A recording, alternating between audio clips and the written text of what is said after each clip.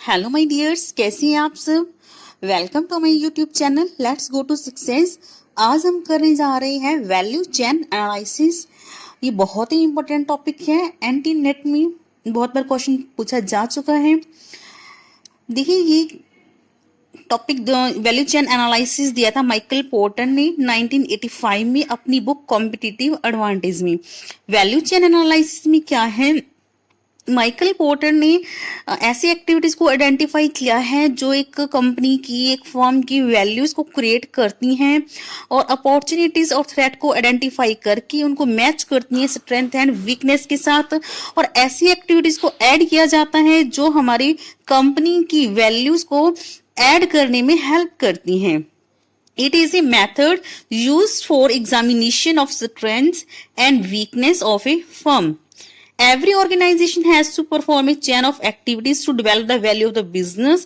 It is an analysis of the series of activities performed by an organization.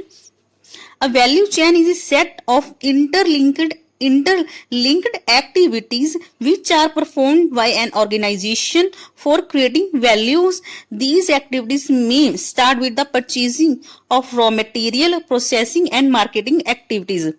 यानी कि ऐसी सारी activities जो एक दूसरे के साथ इंटरलिंक्ड होती हैं, एक ऑर्गेनाइजेशन की वैल्यू क्रिएट करती हैं, वो सारी एक्टिविटीज को किसके अंदर रखा गया है, वैल्यू चेन एनालिसिस में। अब देखिए, वैल्यू चेन एनालिसिस के अकॉर्डिंग टू टाइप्स की एक्टिविटीज होती हैं, primary activities and support activities. और ये क्या है, दोनों ही क्या है, बिजनेस के लिए प्रॉफिट अर्न करने में हेल्प करती हैं। सबसे पहले कि प्राइमरी एक्टिविटीज कौन सी होती हैं। It related with physical creation of the product और service and transfer to the customer. मतलब हमारा बिजनेस का प्राइमरी जो मोटिव है वो क्या है कि जो हम इनपुट होते हैं उसको कन्वर्ट करते हैं आउटपुट में, फिजिकल प्रोडक्ट बनाते हैं, सर्विसेज प्रोवाइड करते हैं और पहुंचा देते हैं कस्टमर तक। तो देखते हैं हम प्राइमरी एक्टिविटीज कौन कौन सी है। प्राइमरी एक्टिविटीज को 5 कैटेगरीज में डिवाइड किया गया है। सबसे पहले इनबाउंड लॉजिस्टिक, ये किससे रिलेटेड है। Focus of these activities is on input, यानी कि इनबाउंड से नाम से क्लियर होते हैं। इन मतलब कि हमारे बिजनेस के अंदर लेकर आना, तो कि हम बिजनेस में क्या लेकर आते हैं, रॉ मटेरियल, यानी कि इनपुट पर फोकस किया जाता है, जैसे कि रॉ मटेरियल हैंडलिंग हो गया, वेयर हाउसिंग हो गया। ऑपरेशन, अब हम बिजनेस में इनबाउंड लॉजिस्टिक हो गए, यानी कि जो रॉ मटेरियल हमारे बिजनेस के अंदर आ गया, अब उस पर क्या किया जाता है, ऑपरेशन किया जाता है, उस पर काम किया जाता है, प्रोसेसिंग की जाती है। Transformation of input into the finished product, यानी कि जो रॉ मटेरियल है वो इन हो गया, अब उसकी प्रोसेस करते हैं, उस पर ऑपरेट करते हैं, जो इनपुट है उसको कन्वर्ट कर देते हैं आउटपुट में, फिनिश्ड प्रोडक्ट में। मशीनिंग, असेंबलिंग एंड मेंटेनिंग, ये सारी एक्टिविटीज क्या है, ऑपरेशंस के अंदर आती हैं। नेक्स्ट है आउटबाउंड लॉजिस्टिक। आउटबाउंड लॉजिस्टिक मतलब कि बिजनेस से बाहर जाना। अब फिनिश प्रोडक्ट तैयार हो गया, अब बिजनेस से बाहर जाएगा। इसमें कौन किससे related, receiving, storing and distributing the product. इसमें आया था warehousing and physical distribution. Marketing and sale, अब क्या है, हमने स्टोर कर दिया उसको वेयर हाउसिंग में, फिजिकल डिस्ट्रीब्यूशन में, शॉप्स पर पहुंचा दिया। अब क्या, कस्टमर्स को हमारे प्रोडक्ट के बारे में अवेयर करवाना है, तो उसमें आता है marketing and sale. Market and sell finished product to the customer, इसमें आता है pricing, promoting, distributing, sale forces. अब है सर्विसेज, इसमें कि enhancing and maintaining the value of the product, installation, repair, maintenance, after sale services. हाँ, हमने primary activities को रीड किया है। अब है स्पोर्ट एक्टिविटीज। अब स्पोर्ट एक्टिविटीज क्या है, जो प्राइमरी एक्टिविटीज को सस्टेन करती हैं, प्राइमरी एक्टिविटीज को सपोर्ट करती हैं।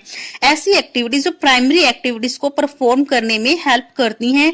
स्पोर्ट एक्टिविटीज के बिना हम प्राइमरी एक्टिविटीज को परफॉर्म नहीं कर पाएंगी। अब देखते हैं कि स्पोर्ट एक्टिविटीज कौन सी हैं। सबसे पहले है प्रोक्यूरमेंट यानी कि पूरा करना, यानी कि उपलब्ध करवा देना। Procuring input needed to production of finished product, यानी कि जो फिनिश्ड प्रोडक्ट है उसको बनाने के लिए किस किस इनपुट की जरूरत होती है वो सारा प्रोक्योर करवाना। Raw material handling, warehousing, ये सारा इसमें आ जाता है। टेक्नोलॉजी डेवलपमेंट, अगर हमारे पास टेक्निक होगी, मॉडर्न टेक्निक होगी, हम बढ़िया हाई क्वालिटी का प्रोडक्ट बना पाएंगे। मशीनें वगैरह होंगी, कोई न्यू टेक्निक होगी। तो ये क्या सबसे इंपॉर्टेंट स्पोर्ट एक्टिविटी है। इसमें आता है creating, developing and improving product, machining, assembling and maintaining, मशीनें प्रोवाइड करवाना, अगर क्या है पार्ट्स हैं उनको असेंबल करना और उनको मेंटेन करके रखना। नेक्स्ट है HRM, ह्यूमन रिसोर्स मैनेजमेंट। जो ह्यूमन रिसोर्स मैनेजमेंट है ये क्या है, प्रोडक्शन का एक्टिव रिसोर्स है। इसके बिना जो बाकी रिसोर्सेज है वो इनएक्टिव हैं। तो HRM क्या सबसे इंपॉर्टेंट फैक्टर है बिजनेस के लिए। HRM के बिना कोई बिजनेस एग्जिस्ट नहीं कर सकता। अगर हमारे ह्यूमन रिसोर्स जो है अच्छे से मैनेज है तो हमारे बिजनेस का जो प्रॉफिट है वो बहुत ज्यादा होगा और जो बिजनेस की इमेज है वो भी बहुत ज्यादा होगी। All activities which are use for managing human resources, इसमें अगर warehousing, physical distribution. Next है फर्म इंफ्रास्ट्रक्चर। सॉरी मुझे यहाँ पर गलत लग रहा है, यहाँ पे हो सकता है कि सिलेक्शन वगैरह, रिक्रूटमेंट वगैरह। नेक्स्ट है firm infrastructure for ascertaining opportunities, threat, opportunity और थ्रेट को पहचानना और उनको आइडेंटिफाई करना फर्म की स्ट्रेंथ एंड वीकनेस के साथ। इसमें आ जाता है general management, finance and accounting. I hope आपको समझ आया होगा। Thank you and good luck, happy study.